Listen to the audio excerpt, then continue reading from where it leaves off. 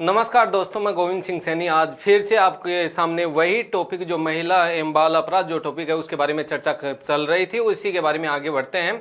पिछली क्लास में जो हमारी बातें चल रही थी वो महिला जो संरक्षण जो अधिनियम है उसके बारे में बातें कर रहा था और पहला जो अधिनियम है वो कंप्लीट हो गया था। हिंदू विवाह जो अधिनियम था वो 1955 में आया था और इस अधिनियम के तहत क्या कहा गया था कि हिंदू जो धर्म है उसमें विवाह को सबसे पवित्र बंधन माना गया है और जिससे कहते हैं कि जो सृष्टि है इसकी जो तीसरी संतान है उसकी उत्पत्ति हो सके। नेक्स्ट कहते हैं कि दोस्तों यूं ही नहीं बल्कि इसमें जो बालक की जो आयु निर्धारित हुई थी वो 21 वर्ष और बालिका की जो आयु निर्धारित हुई थी वो 18 वर्ष। नेक्स्ट कहते हैं कि दोस्तों यूं ही नहीं बल्कि अग्नि के समक्ष जो 7 फेरे लिए जाते हैं वो एक रस्म बताते हैं। नेक्स्ट और 7 वचन दिलाए जाते हैं। नेक्स्ट, यदि पहली पत्नी जीवित है और यदि व्यक्ति दूसरी शादी करता है तो उस व्यक्ति को कहते हैं कि भैया 7 साल की सजा सुनाई जाती है। नेक्स्ट, यदि पहले पत्नी जीवित है और उसके कहने से यदि दूसरी शादी करता है तो उस दौरान जो महिला है वो अपनी शिकायत या मुकदमा दर्ज करवा सकती है। उसके बाद में नेक्स्ट दूसरे अधिनियम के बारे में बातें हुई थी और वो दूसरा अधिनियम कौन सा था? अनैतिक देह व्यापार रोकथाम अधिनियम 1956।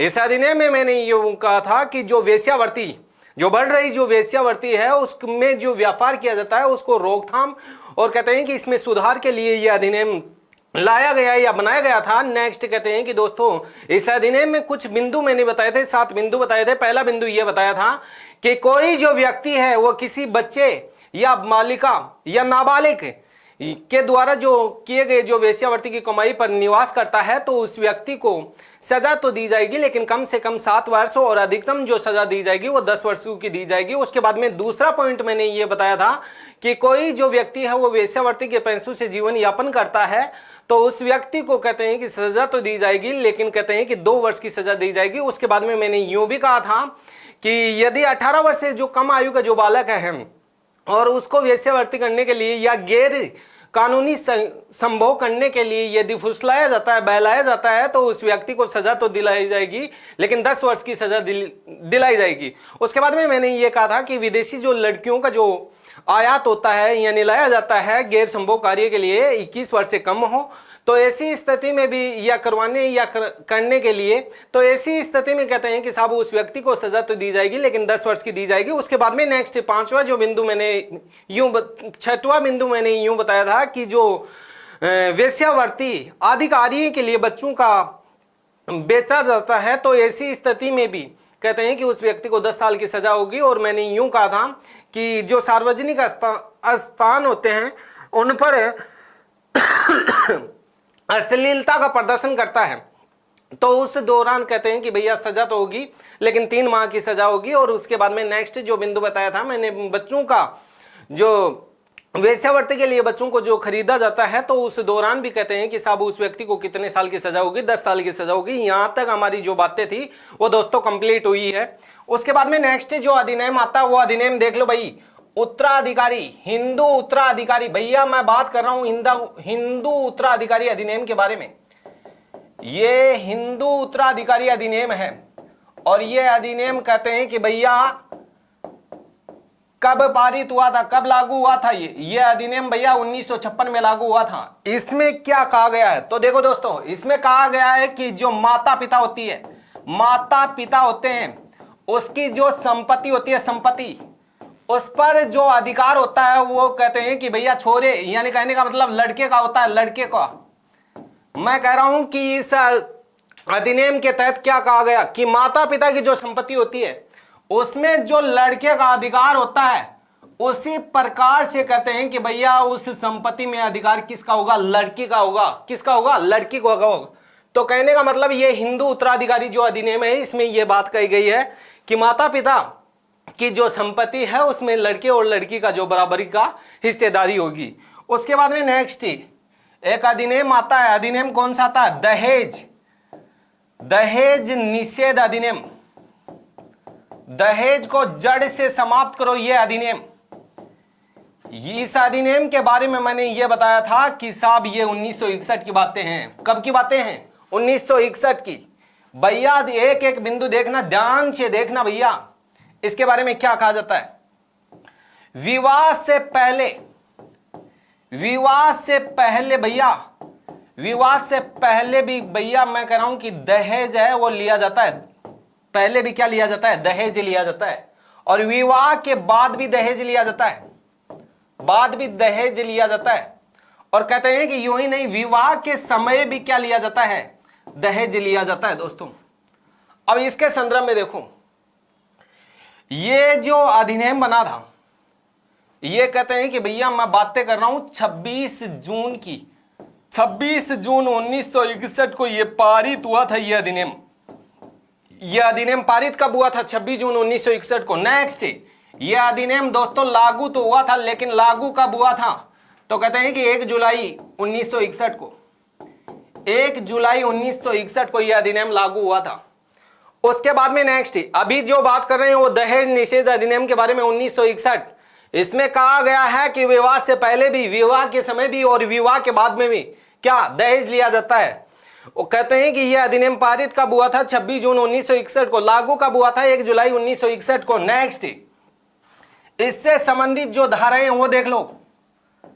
धारा 2, धारा 3 भैया, और धारा तो आएगी लेकिन 4 आएगी, धारा 4A आएगी। कहते हैं कि भैया धारा तो आएगी लेकिन 6 आएगी, और धारा तो आएगी लेकिन भैया 8A आएगी, और धारा भैया मैं कह रहा हूं कि 8B। ये इस दहेज से संबंधित धाराएं हैं दोस्तों। देखो एक एक के बारे में देखो, चर्चा करते हैं भैया। सबसे पहले धारा 2 क्या कहती है? तो इसमें कहते हैं कि दहेज है, इस दहेज का मतलब बताया गया है। मतलब कि कोई भी संपत्ति होती है, कोई भी क्या होती है? संपत्ति, या भैया बहुमूल्य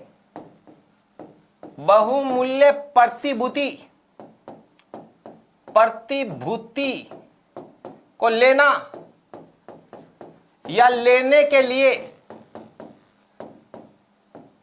प्रत्यक्ष या परोक्ष रूप से, प्रत्यक्ष या परोक्ष रूप से जो तैयार होता है, यह दहेज है। दहेज का मतलब धारा 2 में बताया गया है। मैं कह रहा हूं कि धारा 3 क्या कहता है? धारा 3 यह कहता है कि दहेज है वो लेने व देने वाला, लेने व देने वाला, दहेज लेने व देने वाला, दहेज लेने व देने में सहयोग करने वाला व्यक्ति, साथ निभाने वाला व्यक्ति। कहते हैं कि इन दोनों को, जो दहेज लेने या देने वाला व्यक्ति, दहेज लेने व देने में सहयोग करने वाला व्यक्ति, इनको भैया सजा तो होगी, सजा। लेकिन कितने साल की सजा होगी रे? 5 साल की सजा होगी भैया। कितने साल की? 5 साल की दोस्तों। और यूं ही नहीं, कहते हैं कि इनको जुर्माना तो लगेगा, लेकिन कहते हैं कि भैया कितना लगेगा? तो 15,000 रुपए। 15,000 भैया। कितने हजार? 15,000। ये धारा कौन सी कर रही है? 3 कह रही है। धारा 4 क्या कर रही है? धारा 4 ये कह रही है कि साहब जो दहेज है उसको लेने व देने में उकसाने वाले, भड़काने वाले, कि मारा टिंगर को जब ब्याह हुई हो तो मैं तो चील गाड़ी ले आया है, रेलगाड़ी ले आया है। क्यों ले आया होगा बेटा? तू तेरी बेटी ने देसी जाना तो मैं भी लिया से नहीं, कौन नहीं लिया।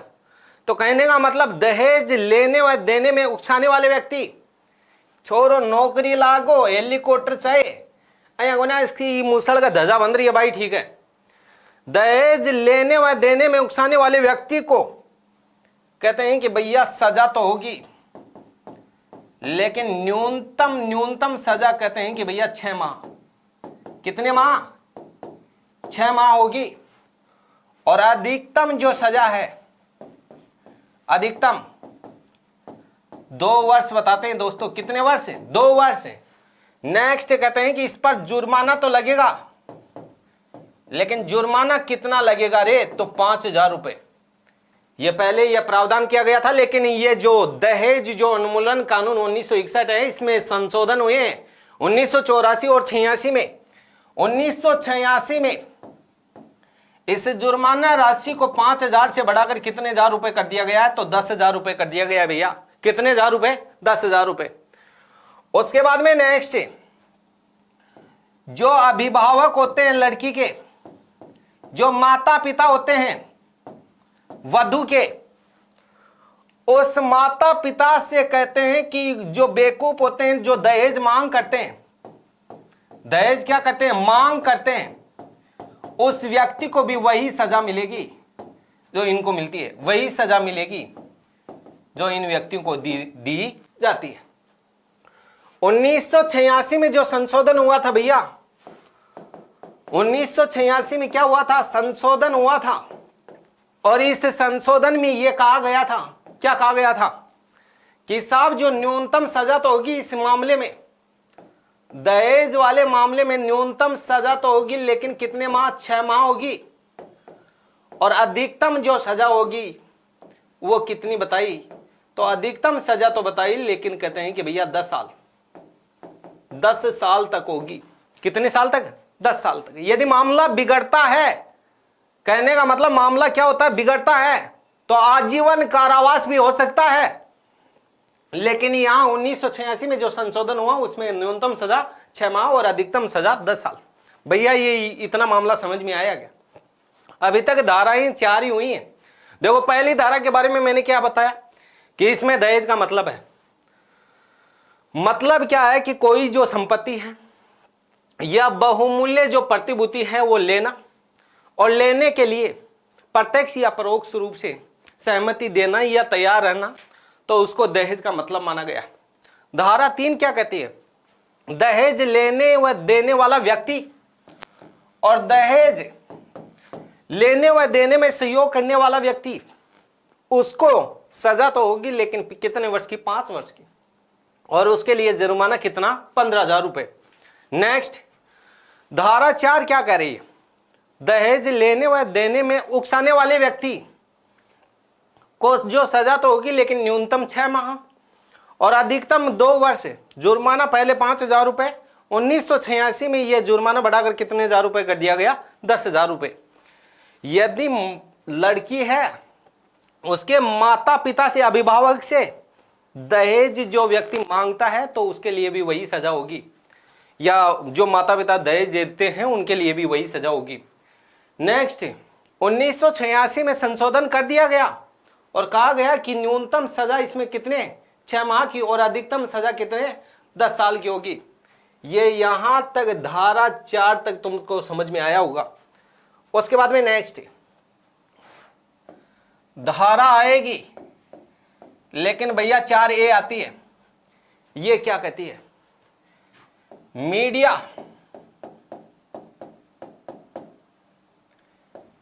मीडिया के माध्यम से, जब मैं कह रहा हूं कि लड़का और लड़की का विवाह होता है भैया, क्या होता है? विवाह। उस दौरान, यानी विवाह के दौरान, विवाह हो रहा है, विवाह की एज हो रही है, उस दौरान यदि बात आती है संपत्ति की, बात आती है व्यवसाय की, बात आती है संपत्ति की, बात आती है व्यवसाय की, और बात आती है वर्गीकरण की, बंटवारे की, तो ये भी दहेज की श्रेणी में ही आता है। ये ऐसे मामले हैं, वो भी कैसी श्रेणी में आते हैं? दहेज की श्रेणी में आते हैं। तो ऐसी दशा में उस व्यक्ति को कितने साल की? 5 साल की सजा दी जाएगी और 10,000 रुपए क्या दिया जाएगा? जुर्माना दिया जाएगा। क्या दिया जाएगा दोस्तों? जुर्माना दिया जाएगा। ये बात समझ में आई होगी। मैं कह रहा हूं कि धारा आएगी, वो कौन सी आएगी? 6 आएगी। 6 में क्या लिखा हुआ है? दहेज विवाहिता, विवाहिता के अतिरिक्त अन्य किसी व्यक्ति के द्वारा, अन्य किसी व्यक्ति के द्वारा व्यक्ति के द्वारा क्या ग्रहण किया जाता है, ग्रहण किया जाता है, तो ऐसी स्थिति में भैया जो दहेज विवाहिता के अतिरिक्त अन्य किसी व्यक्ति के द्वारा क्या किया जाता है, ग्रहण किया जाता है, तो ये कौन सी धारा में लिखा हुआ है, धारा 6 में लिखा हुआ है। उसके बाद में नेक्स्ट आता है धारा 8A। ये क्या कहती है, धारा 8 ये कहती है कि कोई भी जो मामला है, मामला, वो मामला यदि 1 साल हो गया है उस मामले को, तो 1 साल के भीतर उसकी क्या करनी चाहिए, शिकायत करनी चाहिए। दहेज से संबंधित जो कोई भी जो मामला है उसको 1 साल से अधिक समय नहीं होना चाहिए। ये धारा कौन सी कर रही है, 8A कर रही है। धारा 8(2) या 8B ये क्या कर रही है कि इसके लिए दहेज निषेध पदाधिकारी की क्या की जाएगी, पदाधिकारी की भैया मैं कह रहा हूं कि नियुक्ति की जाएगी। क्या की जाएगी, नियुक्ति की जाएगी। तो ये जो दहेज से संबंधित जो धाराएं थी वो बातें क्या हुई, कंप्लीट हुई। ये बात समझ में आई होगी तुमको। अब देखते हैं धारा 4A के बारे में कि किसी भी व्यक्ति के द्वारा जब प्रकाशन हो रहा है या मीडिया के माध्यम से क्या हो रहा है, प्रकाशन हो रहा है या मीडिया के माध्यम से जब लड़का और लड़की का विवाह चल रहा है, विवाह की आयु चल रही है, उस दौरान यदि पिता के द्वारा संपत्ति और व्यवसाय और उसके जो बंटवारे की बात कर रहा है, तो ऐसी स्थिति में उसको भी दहेज का मामला माना जा सकता है। और कहते हैं कि दोस्तों इस दौरान उसको जो सजा होगी वो 5 साल की सजा होगी और 10,000 रुपए क्या लगेंगे, जुर्माना लगेगा। धारा 6 क्या कह रही है कि दहेज विवाहिता के अतिरिक्त अन्य किसी भी व्यक्ति के द्वारा जब ग्रहण किया जाता है तो ये प्रावधान है, ये धारा 6 में है। और धारा 8 क्या कहती है कि यदि दहेज से संबंधित कोई भी जो मामला होता है वो 1 साल के भीतर यानी उसकी शिकायत करवाना अति आवश्यक है। और उसके बाद में नेक्स्ट धारा कौन सी आती है, 8B आती है। 8B में क्या लिखा हुआ है कि दहेज निषेध जो पदाधिकारी होते हैं उसकी क्या की जाए, तो नियुक्ति की जाए। क्या की जाए दोस्तों, नियुक्ति की जाए। ये प्रावधान कहते हैं कि किस में लिखा हुआ है, यानी धारा 8B में लिखा हुआ है। तो ये बात समझ में आई क्या। अब चलो आगे, आगे क्या लिखा हुआ है। आगे मैं कह रहा हूं कि मैं बात कर रहा हूं आईपीएससी की जो धारा है, आईपीएससी की जो धारा आती है वो भैया कौन सी आती है, तो 304 आती है। अरे 304, यदि विवाह हो गया, ब्याह हो गया, शादी हो गई भैया, शादी के मैं कह रहा हूं कि सब 7 साल के भीतर, 7 साल के भीतर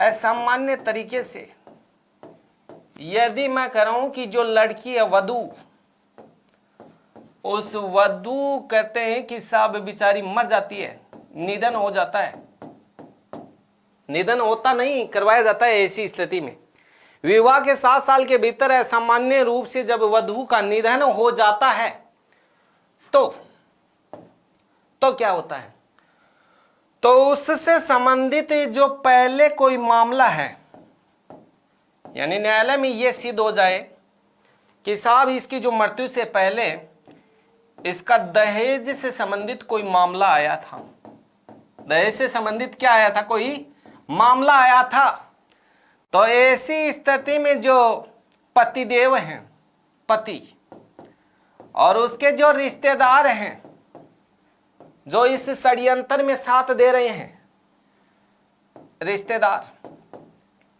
उनको कहते हैं कि कम से कम 10 साल की सजा दी जाएगी, या फिर मैं कह रहा हूं कि भैया आजीवन कारावास, आजीवन क्या दिया जाएगा, कारावास की सजा दी जाएगी। कारावास क्या दिया जाएगा, कारावास। ये कौन कह रहा है, जो धारा 304B है वो कह रही है। उसके बाद में नेक्स्ट है इंडियन पेनल जो कोड है, इसकी जो धारा आती है वो धारा 406 क्या कहती है, धारा 406 ये कहती है कि साहब यदि जैसे मतलब शादी हो गई, ब्याह हो गया, और शादी के बाद जो स्त्री धन है, अब तुम्हारे सामने समस्या ये आती है स्त्री धन होता क्या है। तो जब छोरे वाले हैं वो लड़की के लिए कुछ लेकर जाते हैं, और कुछ लेकर जाने का मतलब मैं कह रहा हूं कि भैया जेवरात लेकर जाते हैं। जेवरात उस समय तो यूं समझते हैं कि ये अपनी यानी पुत्र है, इसकी यानी वधू, यानी कहने का मतलब एक पुत्री के रूप में पिता स्वीकार करता है। लेकिन धीरे धीरे क्या होता है वो तुम स्वयं को पता है। जो स्त्री धन है वो क्या होता है, तो वो समझा रहा हूं कि जो जेवरात होते हैं उसको स्त्री धन कहा गया है। और जब शादी के समय जब इन दोनों का जो कॉमन दिया जाता है, लड़की को और लड़के को कॉमन, जी हाँ, मतलब बेड आगो, अलमारी आगी, कूलर आगो, फ्रिज आगो, मोबाइल आगो, रेलगाड़ी आगो, रेलगाड़ी आगी, क्यों भी देश के हैं। तो कहने का मतलब जो ये कॉमन चीजें दी गई हैं उसको भी स्त्री धन कहा जाता है। अब ये जो धारा 406 क्या कह रही है कि यदि स्त्री उसको मांगती है अपने स्त्री धन को, और पतिदेव ऐसा बेवकूफ होता है कि वो देता नहीं है, या फिर स्त्री के पास स्त्री धन होता है या पति उसको छीन लेता है, तो ऐसी स्थिति में उस ऐसे पतिदेव को, ऐसे बेवकूफ पति को जो सजा होगी वो सजा तो होगी, लेकिन कितने साल की रे, तो 10 साल की सजा होगी। कितने साल की सजा होगी? 10 साल की सजा होगी।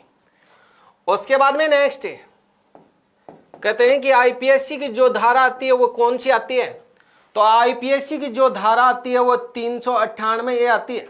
सॉरी, 10 साल की सजा नहीं होगी, उसको जो सजा होगी वो कितने साल की होगी, तो 3 साल की होगी रे। ऐसी स्थिति में जो सजा होगी वो कितने साल की? 3 साल की होगी, जो स्त्री धन नहीं देता है। आईपीएससी की जो धारा आती है वो 498 भी आती है।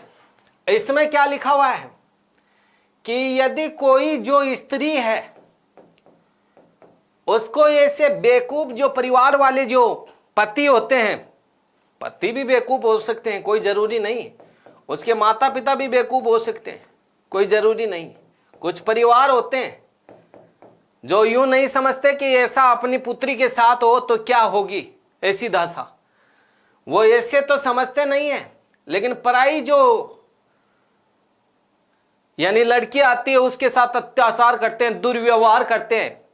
तो कहने का मतलब यदि कोई जो स्त्री है उसका जो पति है या उसके कोई माता पिता है या रिश्तेदार है उसको दहेज के लिए क्या करते हैं, बेचारी को प्रताड़ित करते हैं। क्या करते हैं? प्रताड़ित।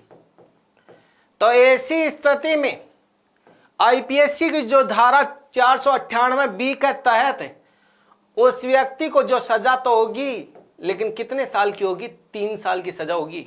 कम है, मैं तो कह रहा हूं कि बढ़ा दो इस सजा को।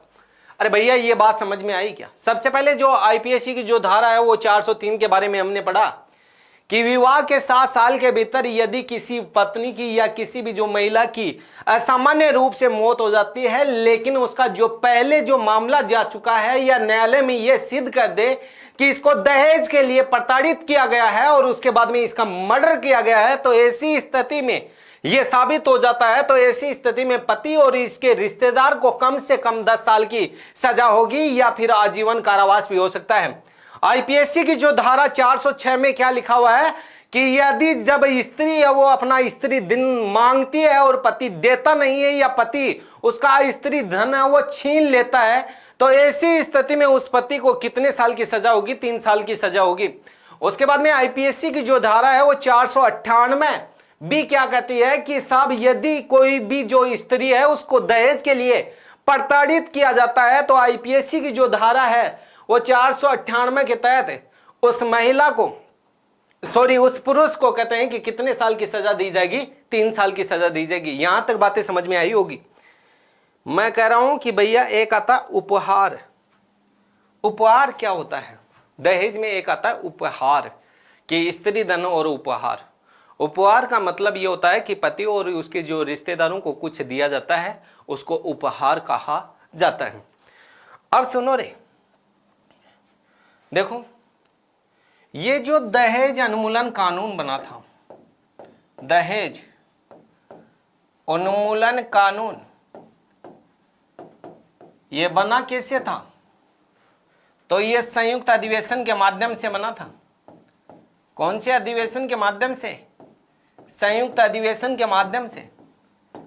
और ये जो संयुक्त अधिवेशन है, इसका जो प्रावधान देखने को मिलता है वो आर्टिकल कौन से में देखने को मिलता है? 108 में एम्बुलेंस आती है भैया। 108 में संयुक्त अधिवेशन का प्रावधान है। संयुक्त अधिवेशन 3 परिस्थितियों में बुलाया जाता है। नंबर 1, जब नवीनतम लोकसभा का क्या हो रहा हो, गठन हो रहा हो। नंबर 2 परिस्थिति, 9 वर्ष के प्रथम सत्र चल रहा हो उस दौरान। और तीसरी स्थिति में कहते हैं कि जब साधारण विधेयक पर दोनों सदनों में गतिरोध पैदा होता है, टकराव पैदा होता है, तो ऐसी स्थिति में यह संयुक्त अधिवेशन बुलाया जाता है।